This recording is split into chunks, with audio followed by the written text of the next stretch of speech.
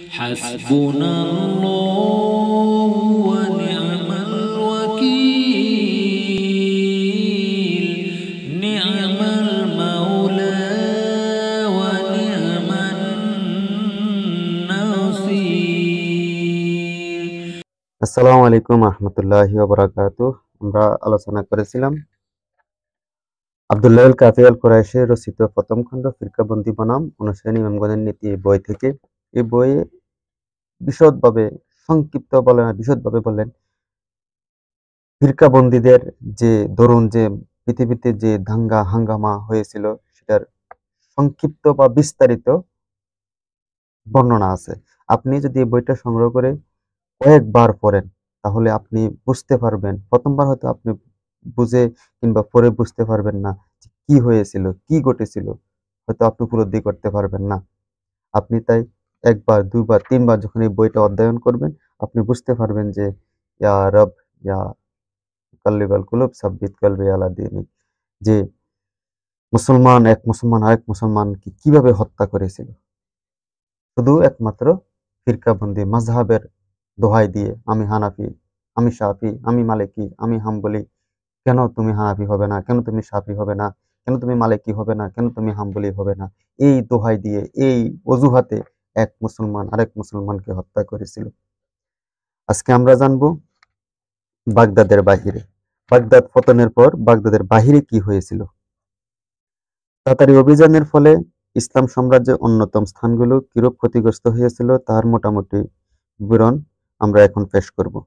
617 থেকে 618 হিজরিতে নিম্নলিখিত দেশসমূহ বা নগরসমূহ বিধ্বস্ত হয়: সমরকান্দ, বুখারা, খোরাসান, খোয়ারেজম, রয়, হামদান, আজরবাইজান, দরবন্দ, সিরওয়ান, কসবিন, তবএই, মারাগান, মারাগ, আরবল, সলফান, তিরমিজ, বলখ, নাসা, নেশাপুর, মরও, হিরাত ও বমিয়ান। 620 থেকে 621 হিজরিতে যে স্থানগুলো আক্রান্ত কিংবা পুনর্বার আক্রান্ত হয়েছিল সেগুলো হলো কিপসাপ, কুম, কাসান, তুরিজ, রয়, হামদান। 624 হিজরিতে ইস্পাহান বিধ্বস্ত হয়। 628 হিজরিতে খোরাসান, আজারবাইজান, মুরাগা পুনরাক্রমণ হয় এবং মর্দিন ও আদের পতন ঘটে। 629 হিজরিতে সরহেজের পতন হয়। 633 থেকে 36 হিজরিতে সমরকান্দ, সিরওয়ান আবরণ ও মুসল। 634 হিজরিতে দুদুকা বিজিত হয়। 641 হিজরিতে ইউরোপের কতকাংশ আক্রমণ ও বিধ্বস্ত হয়। 650 হিজরিতে দেয়ারে বকরের, নসিবয়নের ও সঞ্জার প্রভৃতি অধিকৃত হয়। 655 হিজরিতে মুসল পুনরাক্রমণ হয়। 656 হিজরিতে বাগদাদের পতন হয়। 657 হিজরিতে আরবল পুনরাক্রমণ, মুয়াফিকান ও হায়রান বিধ্বস্ত হয়। 658 এবং 59 হিজরিতে বিরা ও হাবল অধিকৃত হয়। 660 হিজরিতে মুসল পুনর্বার আক্রমণ হয়। ইসলাম জগতের বিধ্বস্তির উপরিউক্ত তালিকা হালাকুর মৃত্যুর পর্যন্ত শেষ করা হইল। 662 হিজরিতে হালাকুর মৃত্যু ঘটে। যতগুলি স্থান তাতারীর রাক্ষস দল কর্তৃক আক্রান্ত হইয়াছিল সমস্তগুলি সম্পূর্ণরূপে বিধ্বস্ত ও নরনারী নির্বিশেষে সমুদয় অধিবাসীদের নিধন প্রাপ্ত হইয়াছিল। খোয়াজ শহরের 12 লক্ষ মুসলিম নরনারীকে হত্যা করা হয়। ইহাদের মধ্যে বিখ্যাত সাধক শাইখুল ইসলাম নাজিমউদ্দিন কোবরা অন্যতম। 628 হিজরিতে খোরাসানের জনপ্রাণীর বসবাস করার উপযোগী উপায় ছিল না। নেশাপুরের নিহত অধিবাসীগণের মস্তক ছেদন করিয়া স্ত্রী, পুরুষ এবং শিশুদের মাথার খুলির পৃথক পৃথক 3টি পিরামিড প্রস্তুত করা হয়েছিল। মরও নগরে 13 লক্ষ লোককে হত্যা করা হয়। যাহারা পলায়তন করিয়া বাঁচিয়াছিলেন দ্বিতীয় পর্যায়ে তাহাদিগকে নিঃশেষ করা হয়। দ্বিতীয় পর্যায়ে নিহতদের সংখ্যা ছিল 5,000। বামিয়ান শহরে 100 বৎসর পর্যন্ত ঘাস জন্মিতে পারে নাই। সমস্ত শহর জনমানব শূন্য মরুভূমিতে পরিণত হইয়াছিল। আলাউদ্দিন আতা মালিক জাওয়াইনি তাহার জাহাকুশ নামক ইতিহাস গ্রন্থে লিখিয়াছেন যে মুসলমান দেশসমূহের হাজার একজন লোককেও প্রাণ রক্ষা হয় নাই। ব্রাউন হিস্টোরি 2 নম্বর খণ্ডের 439 পৃষ্ঠায়। জাতীয় বিবাদ কিংবা জাতীয় জীবনে উল্লেখিত ভয়াবহ বিপর্যয় সংকটের মূল কারণ ছিল মুসলমানদের গৃহবিবাদ, এবং এই গৃহবিবাদের অন্যতম কারণ ছিল মাযহাবী কোন্দল এবং তাকলিদপন্থীদের গোঁড়ামি ও বিদ্বেষ। দুঃখের বিষয়, এত বড় আঘাতের পর মুসলমানগণ সময়বদ্ধভাবে চেতনা লাভ করিতে পারে নাই, এবং ইহার দরুন নিরূপণ স্বরূপ আজ তাতারের অভিযান স্থানে নাস্তিকতা ও জড়বাদের যে সয়লাভ সমগ্র ইসলাম জগতে গ্রাস করিয়া লইয়াছে, তাহার প্রতিকার কল্পে মুসলমানগণ কোরআন ও সুন্নাহর প্রাণকেন্দ্রের দিকে প্রত্যাবর্তন করিয়া জাতীয় জীবনের সংশয় ও সমৃদ্ধ করিয়া তুলিতে প্রস্তুত হইতেছিলেন না। এর সমস্যা এবং সমাধান। আজকের মতো ইসলামের প্রাথমিক যুগে মুসলমানদের বিবিধ রূপে সমস্যার সম্মুখীন হইতেন। রাসূল সাল্লাল্লাহু আলাইহি সাল্লাম জীবন দশায় কোনো ব্যক্তি কোনো সমস্যার সম্মুখীন হইলে মহানবী সাল্লাল্লাহু আলাইহি সাল্লাম নির্দেশে উহা সমাধান পথে যথেষ্ট হইত। সাহাবীদের মুহাম্মদ সাল্লামের জীবন দশায় ইহা সমাধানের পক্ষে যথেষ্ট হইত। হযরতের মুহাম্মদ সাল্লামের জীবন দশায় তার মীমাংসা বিচার বিবেচনার অনর্থসার করার কোনো উপায় ছিল না। কিন্তু রাসূল সাল্লাল্লাহু আলাইহি সাল্লামের মৃত্যুর পর খোলাফায়ে রাশেদা, সাহাবা এবং তাবেঈদের স্বর্ণযুগ সমূহে নিত্য নৈমিত্তিক প্রশ্ন জবাবদিহিতার সমাধান কি পদ্ধতি সম্পূর্ণ করা হইত, বর্তমান প্রবন্ধে আমরা তা আলোচনা করব। প্রথম খলিফার যুগে কিভাবে সমাধান হতো।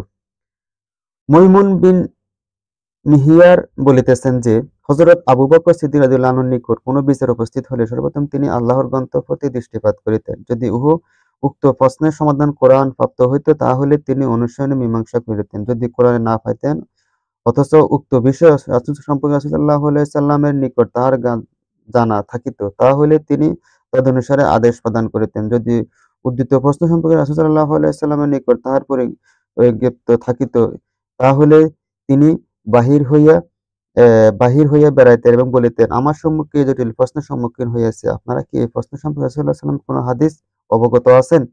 মাইমুন বলিতেছেন, কখনো কখনো এমনই ঘটেছে যে সকলের উক্ত বিষয়ে রাসূলুল্লাহ সাল্লাল্লাহু আলাইহি ওয়াসাল্লামের নির্দেশ অবগত থাকিতেন। তখন আবু বকর বলিতেছেন, আলহামদুলিল্লাহ, আমাদের মধ্যে এমন লোক বিদ্যমান রহিয়াছে যাহারা আমাদের রাসূল সাল্লাল্লাহু আলাইহি ওয়াসাল্লাম হাদিস স্মরণ করিয়া রাখিয়াছেন।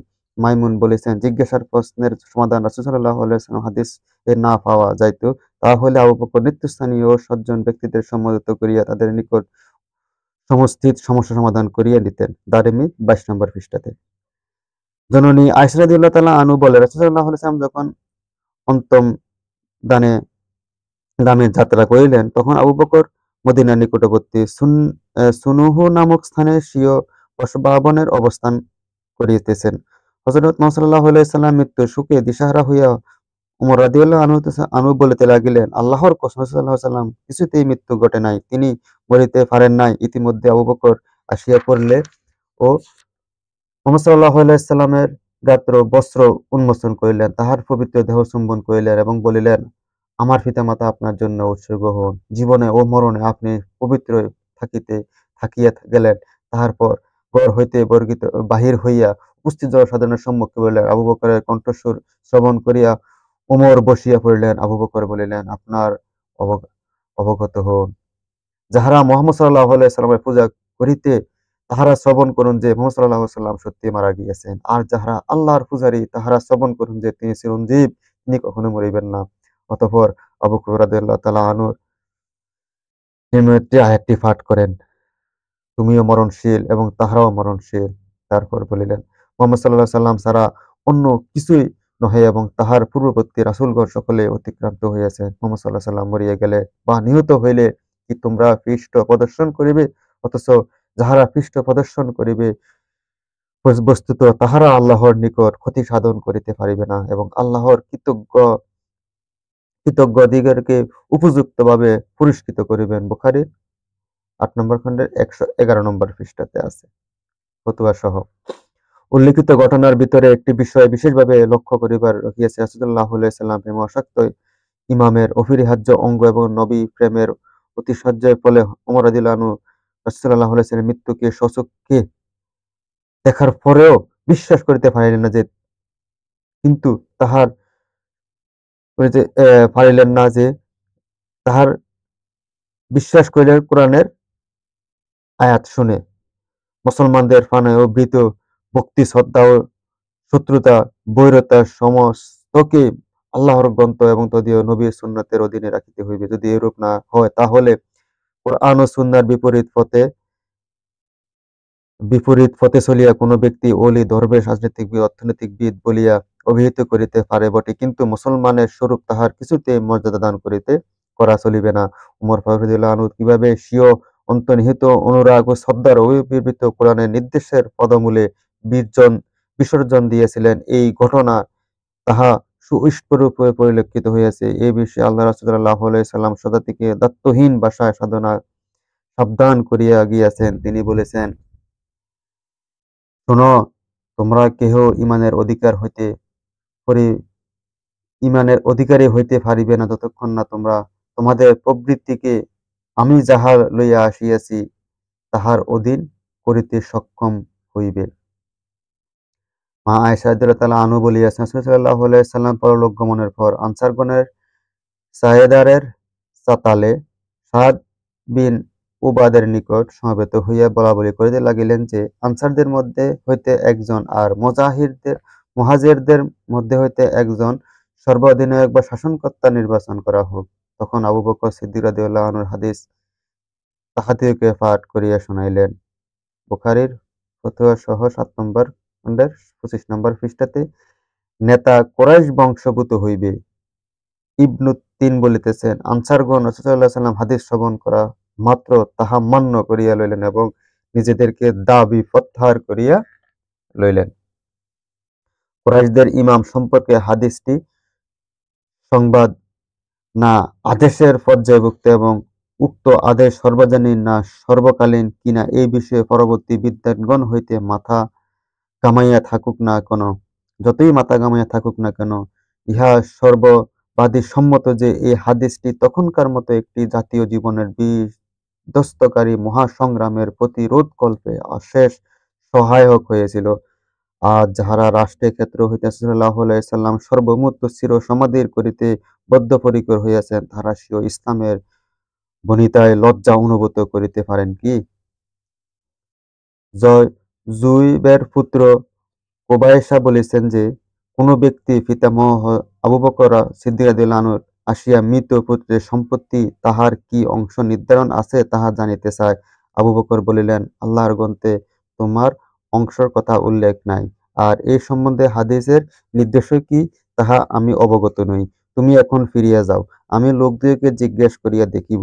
অতঃপর আবু বকর সাহাবাগণকে সমবেত করিয়া জিজ্ঞাসা করিলেন যে, রাসূল সাল্লাল্লাহু আলাইহি ওয়াসাল্লাম উল্লেখিত প্রশ্নের কি সমস্যার সমাধান দিয়েছেন, মীমাংসা করিয়াছেন? মুগীরা বিন শুআয়ব বললেন, আমি রাসূল সাল্লাল্লাহু আলাইহি ওয়াসাল্লামের নিকট উপস্থিত ছিলাম। তিনি পিতামহকে পুত্রের পরিত্যক্ত সম্পত্তির যষ্টাংশ দান করিয়াছেন। আবু বকর বলিলেন, এ কথা আপনার মতো আর কেউ কি শুনিয়াছে? তখন মুহাম্মদ বিনে মুসলিমা দাঁড়াইলেন এবং মুগীরা অনুরূপ বর্ণনা করিলেন। তখন আবু বকর সেই ব্যবস্থা পিতামহর জন্য বলবৎ করিয়া দিলেন। মুয়াত্তা ইমাম মালিক ৩২৭ নম্বর পৃষ্ঠা। এই ঘটনার ভিতর লক্ষ্য করা উচিত যে, আবু বকর সিদ্দিক রাদিয়াল্লাহু আনহু রাসূল সাল্লাল্লাহু আলাইহি ওয়াসাল্লামের পরম মিত্র এবং স্বনামধন্য সহচর হওয়া সত্ত্বেও পিতামহ সংক্রান্ত সাল্লাল্লাহু আলাইহি ওয়াসাল্লামের নির্দেশ অবগত হইতে পারেন নাই। অথচ এই কথা তাহার অপেক্ষা জুনিয়র সাহাবীগণ অবগত ছিলেন। পরবর্তীকালে বিদ্বানগণের মধ্যে মতভেদ সৃষ্টি হওয়ার অন্যতম কারণ হয়েও বটে। অর্থাৎ একজন ইমামের নিকট যে হাদীসটি পৌঁছায় নাই তাহা উহার বিশ্বস্ততা প্রমাণিত হয় নাই, সেই হাদীসটি তাহার অপর ইমামের পক্ষে শ্রবণ করার সুযোগ ঘটিয়াছে এবং তিনি যে মাধ্যমে উহা শ্রবণ করিয়াছেন তাহাতে অবিশ্বস্ত কোন রাবী ছিল না। ফলে পরবর্তী ইমাম উল্লেখিত হাদীসটি গ্রহণ করিয়াছেন, কিন্তু পূর্ববর্তী ইমামের পক্ষে তাহা শ্রবণ করা সম্ভবই হয় নাই। এক্ষণে মুসলমানদের ইতিকর্তব্য কি হইবে? যে বিদ্বান উপরিক্ত কারণে রাসূল সাল্লাল্লাহু আলাইহি ওয়াসাল্লামের হাদীস অবগত হইতে না পারিয়া স্বীয় সাধারণ জনগণের আশ্রয় লইয়া ফতোয়া প্রদান করিয়াছেন, মুসলমানদিগকে তাহার অনুসরণ করিয়া চলিতে হইবে। না যে বিদ্বান রাসূল সাল্লাল্লাহু আলাইহি ওয়াসাল্লামের হাদীস অনুসরণে স্বীয় অভিমত সুসংবদ্ধ করিয়াছেন, মুসলমানদের তাহারের উক্তি মান্য করিতে হইবে। আব্দুল্লাহ ইবনে আব্বাস বলিতেছেন, রাসূল সাল্লাল্লাহু আলাইহি ওয়াসাল্লামের পবিত্র দেহ কোথায় সমাধিস্থ করা হইবে সে সম্বন্ধে সাহাবাগণের মধ্যে মতভেদ ঘটে। কেউ কেউ তাহার পবিত্র দেহ তার মসজিদে দাফন করিতে চাচ্ছেন, আর অন্য একটি দল মুহাম্মদ সাল্লাল্লাহু আলাইহি ওয়াসাল্লাম তাহার সহচরবৃন্দের সহিত সাধারণ কবরস্থানে দাফন করিবার ইচ্ছা করেন। আবু বকর বলিলেন, আমি রাসূল সাল্লাল্লাহু আলাইহি ওয়াসাল্লামের নিকট শ্রবণ করিয়াছি যে তিনি বলেছেন, প্রত্যেক নবী যে স্থানে মৃত্যুমুখে পতিত হয় সেই স্থানে তাহার দাফন করা হইবে।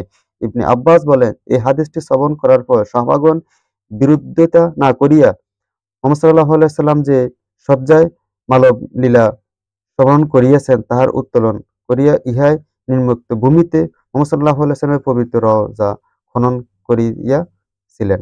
ইবনে মাজার 118 নম্বর পৃষ্ঠায়। মা আয়েশা রাদিয়াল্লাহু তাআলা আনহু বলেন যে ফাতেমা ও আব্বাস রাদিয়াল্লাহু আনহু আব্বাস রাসূলুল্লাহ সাল্লাল্লাহু আলাইহি ওয়াসাল্লামের কন্যা ও চাচা আবু বকর সিদ্দিকের নিকট আগমন করিয়া রাসূল সাল্লাল্লাহু আলাইহি ওয়াসাল্লামের পরিত্যক্ত সম্পত্তি অংশ দাবি করিলেন। তাহারা সিদ্দিকের বাগান ও খয়বরের জমির ভাগ চাইতেছিলেন। আবু বকর বলিলেন, আমি রাসূল সাল্লাল্লাহু আলাইহি ওয়াসাল্লামকে বলিতে শুনেছি, আমরা নবীর দল, আমাদের কেউ উত্তরাধিকারী হয় না, আর যাহা পরিত্যক্ত করিয়া যায় সমস্তই সর্বসাধারণের জন্য। বুখারীতে এটা উল্লেখ আছে।